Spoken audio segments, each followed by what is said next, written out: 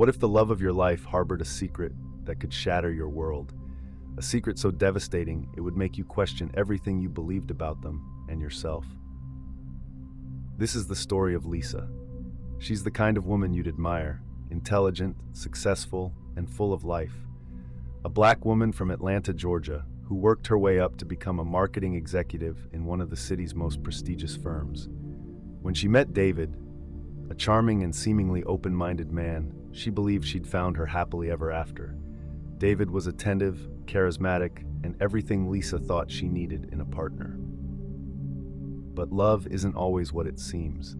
As Lisa's story unfolds, layers of their relationship begin to peel away, revealing a darker side of David, a side that threatens to destroy everything Lisa thought they had built together. Buried prejudices begin to surface, and Lisa is left grappling with the harsh reality of the man she married. So settle in. Let me take you on an emotional journey of love, betrayal, and resilience. This is Lisa's story, a story that might just leave you questioning the people closest to you. Lisa was 30 years old, a proud Atlanta native who had built a life she was deeply proud of.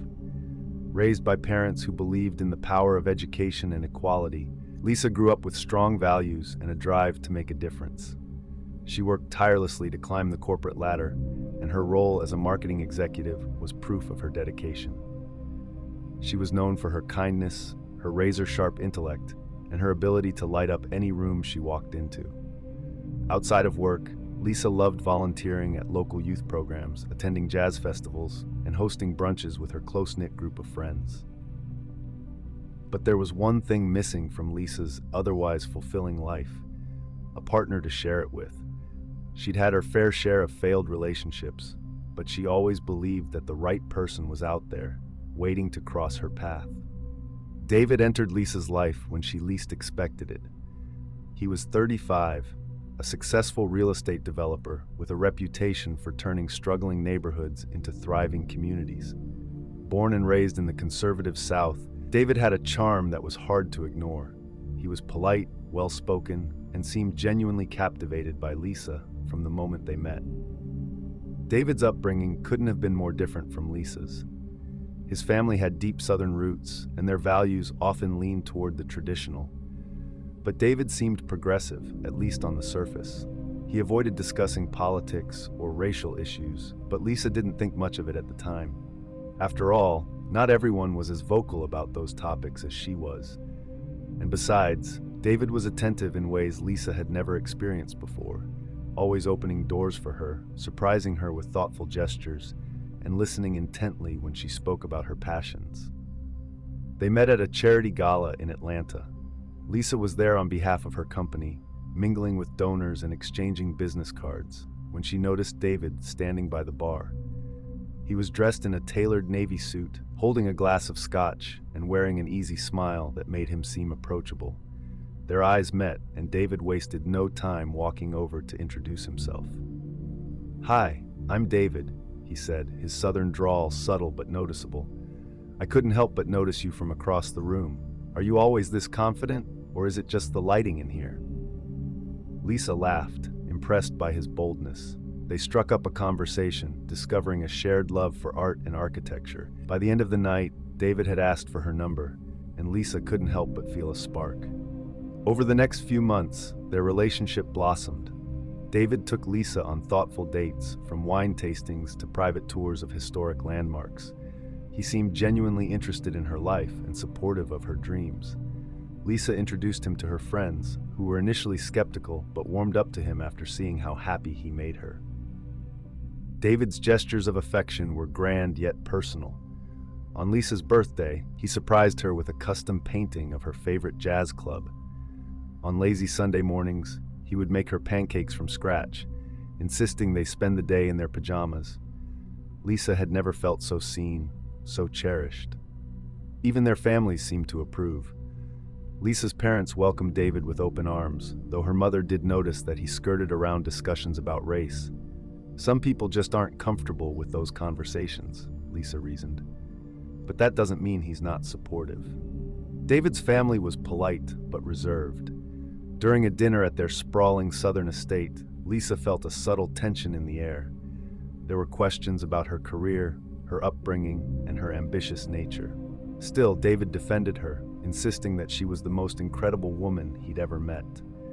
Lisa chose to focus on that, ignoring the unease that lingered in the back of her mind. The months that followed felt like a whirlwind romance. David was attentive and thoughtful, always finding new ways to show Lisa how much he cared. He would send her flowers to her office just because it was a Tuesday, or whisk her away for surprise weekend trips to serene vineyards outside Atlanta. For Lisa, this wasn't just a relationship, it felt like a dream come true. But dreams, as Lisa would later learn, have a way of turning into nightmares. Though their relationship seemed perfect on the surface, there were moments, small, fleeting moments, that made Lisa pause. Like the time they attended an art exhibit featuring Black artists. Lisa had been excited, chatting animatedly about the historical significance of the pieces. David had nodded politely but seemed uninterested, occasionally checking his watch. When Lisa asked if he was enjoying himself, he shrugged and said, "It's nice, but it's not really my thing." It was a minor thing, Lisa told herself. Not everyone shares the same interests. One evening, David invited Lisa to dinner with his close friends at an upscale restaurant. Lisa was eager to meet the people David considered family. The evening started pleasantly enough. Wine flowed, laughter echoed, and stories from their college days filled the table. But as the night wore on, the conversation shifted. One of David's friends, a tall, smug man named Rick, made a comment that caught Lisa off guard. "You're a lucky man, David. She's gorgeous, successful, and so cultured." Lisa smiled politely, unsure how to respond. David laughed it off, clinking his glass with Rick's.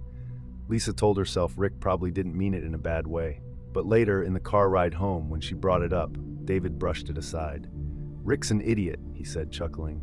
"He didn't mean anything by it." Lisa let it go, but the comment lingered like a splinter under her skin. Not long after, David invited Lisa to his parents' home for a weekend. He called it a casual family thing, but when they arrived, the sprawling estate, complete with white pillars and a manicured lawn, told a different story. It wasn't just a family gathering, it was an event with neighbors, extended relatives, and friends in attendance. Lisa felt the weight of their stares as she walked into the grand foyer. Some offered polite smiles, while others barely hid their curiosity. David's mother, a petite woman with perfectly coiffed hair, greeted Lisa with a firm handshake and an appraisal that lasted a beat too long. "So this is the woman who's stolen my son's heart," she said with a tight smile. As the evening unfolded, Lisa noticed the subtle ways she was being tested. Questions about her career were framed as compliments, but there was an undercurrent of doubt. "You must be very busy," one aunt said, her tone syrupy sweet. "How do you find time for a relationship?" David stayed close to Lisa, his arm draped protectively around her waist, but even he seemed nervous, constantly glancing at his father, a stoic man who sat at the head of the table, saying little but watching everything. The following morning, over breakfast, Lisa overheard a conversation between David and his father. She had stepped into the hallway, drawn by the low hum of their voices. "It's just different, David," his father was saying. "Our family, we've always kept certain traditions." "Times are changing, Dad," David replied, his tone clipped. "Lisa is amazing, you'll see." Lisa froze, her heart pounding. What did he mean by traditions? Why did it sound like an argument they'd had before? When David rejoined her a few minutes later, he was all smiles, but Lisa couldn't shake the feeling that something was off. Determined to put the strange weekend behind them, David planned a romantic getaway to the mountains. They rented a cozy cabin with breathtaking views and spent their days hiking and their nights by the fire. It was perfect, until it wasn't. One evening, as they sat sipping wine, Lisa brought up the topic of their future. She wanted to know how David felt about raising children in a multicultural environment. David stiffened. "Why does everything have to be about race?" he said, his voice tinged with irritation. "Can't we just focus on us?" The words stung. Lisa wasn't sure if it was his tone or the fact that he seemed unwilling to have a conversation that was so important to her. But once again, she let it go, convincing herself that no relationship was perfect.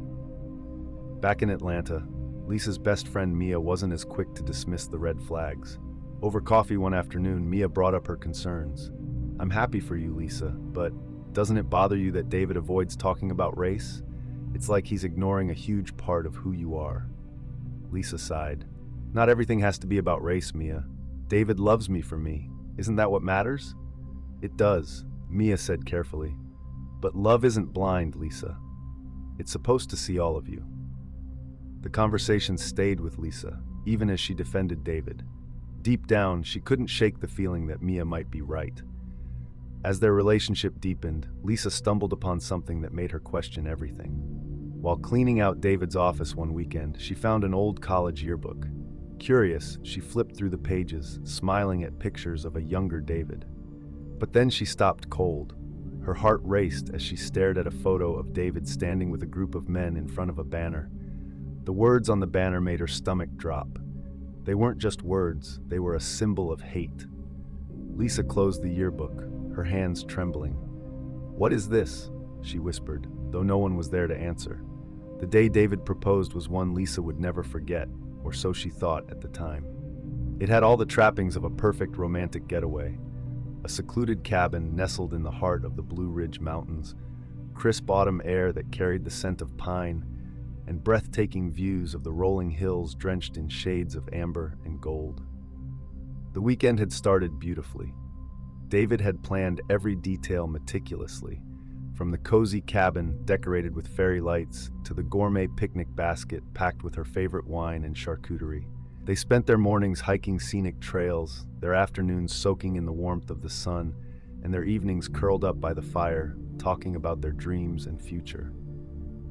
But as the weekend unfolded, Lisa noticed something peculiar. David was a little distracted, glancing at his phone more than usual. She dismissed it as work-related stress, determined not to let anything ruin their time together. On the second evening, David suggested they take a short walk to catch the sunset. Lisa eagerly agreed, unaware of what he had planned. As they reached a clearing overlooking the valley, Lisa gasped. A small table had been set with candles, champagne, and a bouquet of white roses. The sky was painted in hues of pink and orange, the perfect backdrop for the moment David knelt on one knee.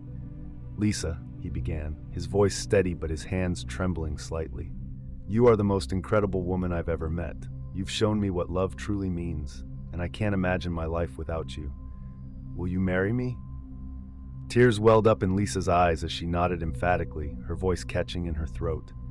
"Yes," she whispered, barely able to speak through her emotions. David slid a sparkling ring onto her finger before standing and pulling her into a warm embrace. The rest of the evening was a whirlwind of champagne toasts, laughter, and whispered promises of a future together. But amidst the joy, there was a moment, a fleeting, almost imperceptible moment, when Lisa noticed David checking his phone again. The screen lit up with a message from his mother. "Did you tell her about our concerns yet?" Lisa froze for a split second, her mind racing. Concerns? What concerns? But before she could dwell on it, David turned his attention back to her, his smile radiant and his eyes full of love. She brushed off her unease, telling herself it was nothing. This was her moment, their moment. Nothing could tarnish it. As the days turned into weeks, Lisa dove headfirst into wedding planning. Her excitement was infectious, and her friends were thrilled to help. David, too, seemed eager to support her, accompanying her to venue tours and cake tastings with an enthusiasm that melted her heart. But every now and then, small moments crept in, moments that, at the time, Lisa brushed off as unimportant. One evening, as they prepared dinner together, Lisa brought up a story she'd read about a racial justice protest in their city. "It's amazing how many people showed up," she said, stirring a pot of pasta sauce. "It just shows how powerful collective action can be." David, chopping vegetables at the counter, glanced at the TV where footage of the protest played. "I guess," he said, his tone indifferent, "sometimes these things just make more trouble than they solve." Lisa frowned, turning to look at him. "Trouble? They're fighting for equality, David." "I know," he said quickly, holding up his hands. "I just think there are better ways to handle these things." The conversation ended there, but it left a sour taste in Lisa's mouth. She tried to tell herself it was just a difference of opinion. After all, not everyone was as passionate about these issues as she was. Still, the memory lingered, resurfacing at odd moments. A few weeks later, Lisa hosted her annual brunch with her closest friends. It was a tradition she cherished, a chance to catch up, share stories, and laugh over mimosas and waffles. She had invited David, eager for him to meet the people who had been her support system for years. But on the morning of the brunch, David came downstairs in his robe, holding a mug of coffee. "I'm not feeling great today," he said, rubbing his temples. "You go ahead without me." Lisa's disappointment was palpable, but she forced a smile. "Okay," she said, kissing his cheek. "Feel better." Her friends noticed his absence immediately. "So, no David today?" Mia asked, raising an eyebrow. "He's not feeling well," Lisa explained, though the words felt hollow. This wasn't the first time David had skipped one of her events. It was always the same, a work deadline, a headache, or a vague excuse that didn't quite add up. But Lisa brushed it off, telling herself it didn't mean anything. David loved her, and that was what mattered. It was the holiday season, and David had invited Lisa to his family's annual Christmas gathering. Lisa had hesitated at first. After their last dinner with his parents, she wasn't sure she was ready to spend a full day with his extended family. But David had reassured her, promising that everyone would love her. "It's going to be fun," he said, squeezing her hand. "You'll finally get to see the whole clan together." The gathering was held at David's uncle's estate, a sprawling property that seemed plucked from a Southern lifestyle magazine. The driveway was lined with cars, and the sound of laughter spilled out onto the porch as they approached the front door.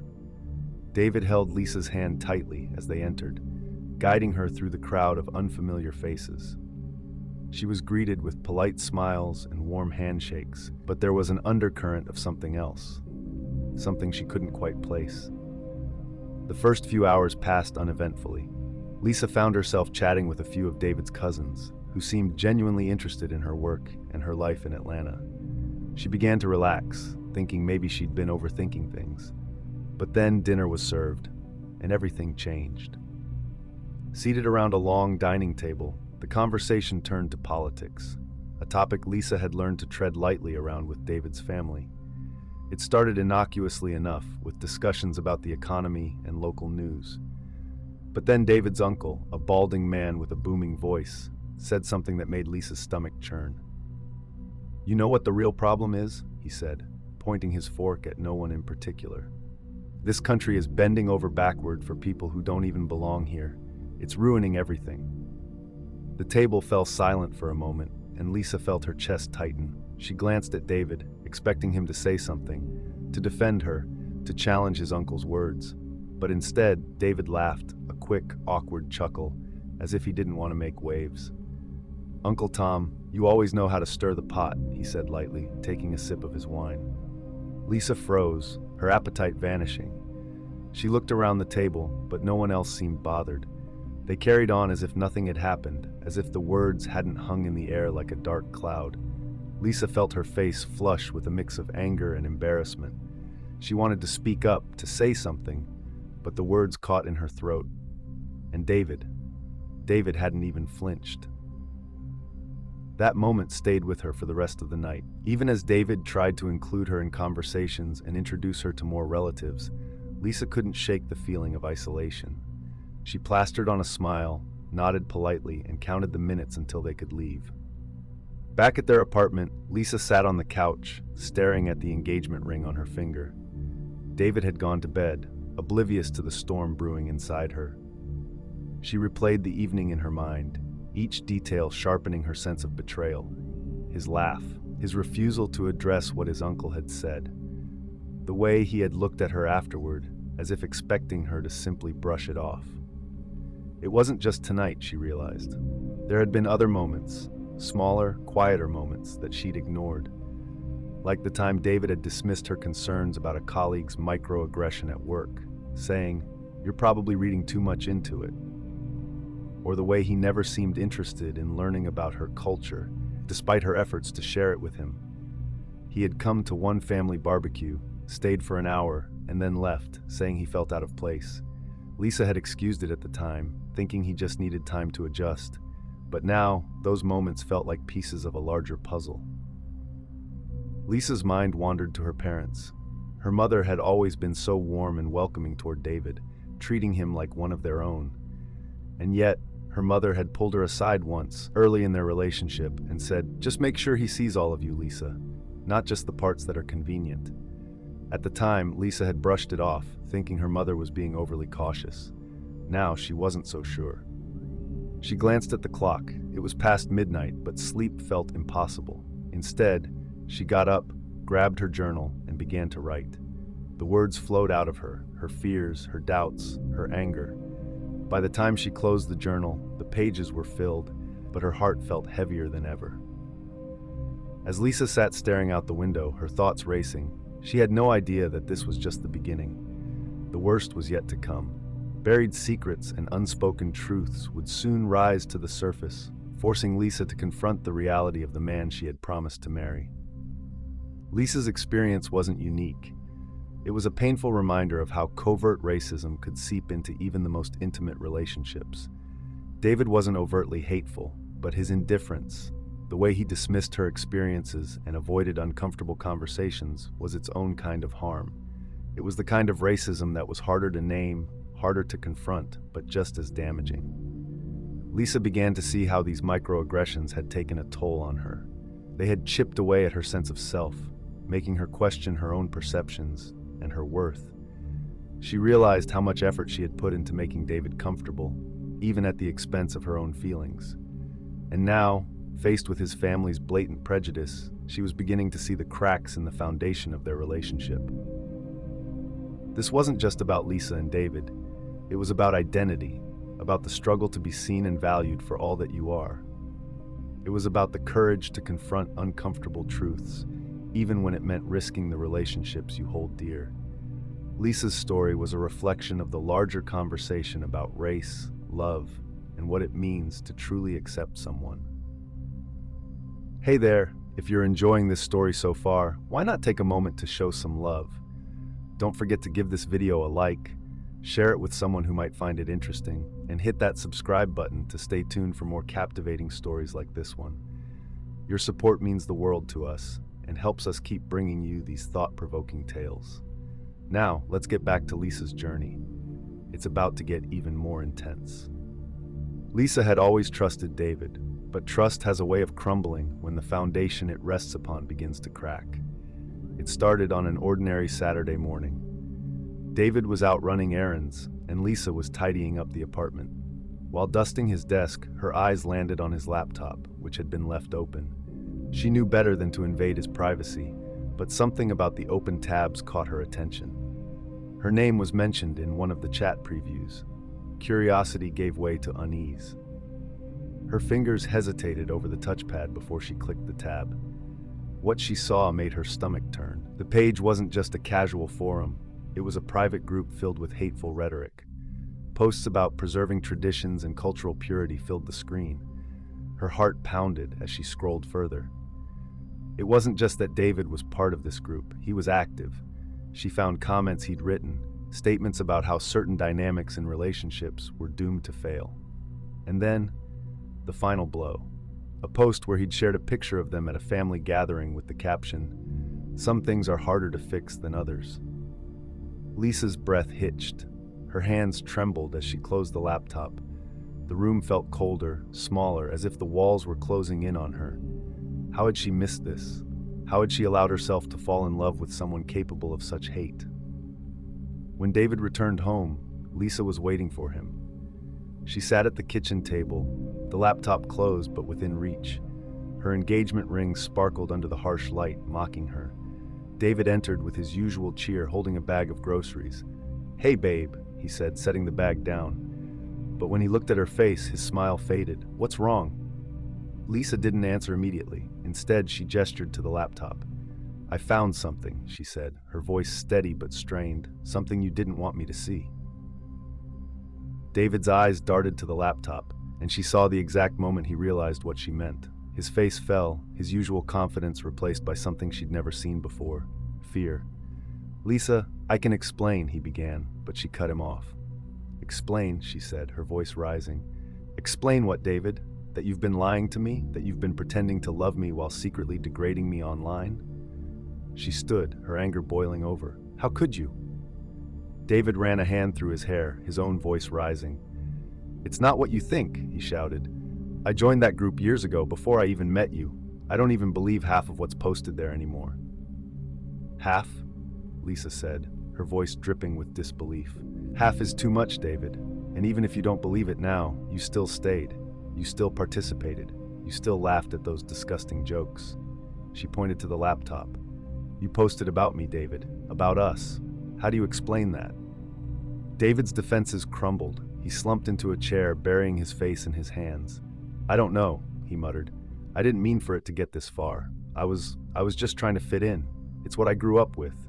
It's all I've known." Lisa stared at him, her heart breaking. "And what about me?" she asked, her voice barely a whisper. "Where do I fit into all of this?" David looked up at her, his eyes filled with desperation.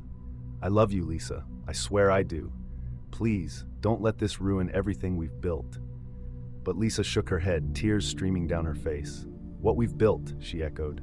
"David, what we've built is a lie. I can't marry someone who doesn't see me for who I am, someone who doesn't value all of me." She removed the ring from her finger and placed it on the table. "I deserve better than this," she said, "and so do you." Without another word, she walked out of the apartment, leaving David to face the weight of his actions alone. As Lisa drove aimlessly through the city, her mind was a storm of emotions. She thought about the good times, the spontaneous dates, the way David had looked at her as if she were the only person in the world. She thought about his laugh, his touch, the promises they'd made. But those memories were now tainted, overshadowed by the betrayal she couldn't ignore. "How did I let it get this far?" she wondered aloud. Her heart ached, torn between the love she had felt for him and the realization that love wasn't enough. Not when it came at the cost of her dignity. Back at the apartment, David sat in silence, staring at the engagement ring Lisa had left behind. His mind raced with regret and shame. He thought about his upbringing, the household where his father's offhand comments were treated as normal, the school where jokes about race were met with laughter instead of reprimands. He had never questioned it. Not until Lisa. David buried his face in his hands, torn between the man he had been raised to be and the man he wanted to become. He loved Lisa. He truly did. But now, he had to face the truth. Love wasn't enough to erase years of prejudice. And he wasn't sure if he could ever change enough to deserve her. David's story wasn't one of pure malice. It was one of ignorance, shaped by an environment that rewarded conformity over individuality. He hadn't set out to hurt Lisa, but his unwillingness to confront his own biases had done exactly that. His love for her was real, but it was incomplete, conditional on her ability to fit into a world that didn't fully accept her. And that brings us to the end of Lisa's story, a journey of love, betrayal, and the courage to choose self-respect over settling for less. What do you think? Was Lisa right to leave David after discovering his hidden prejudices? Or do you believe she should have stayed to help him change? Let us know your thoughts in the comment section below. We'd love to hear what you think. If you enjoyed this story, please don't forget to like, share, and subscribe to our channel. Your support helps us bring more thought-provoking and emotional stories like this to life. And hey, if this story moved you, share it with someone who might need to hear it. Thank you so much for watching, and we'll see you in the next story. Take care.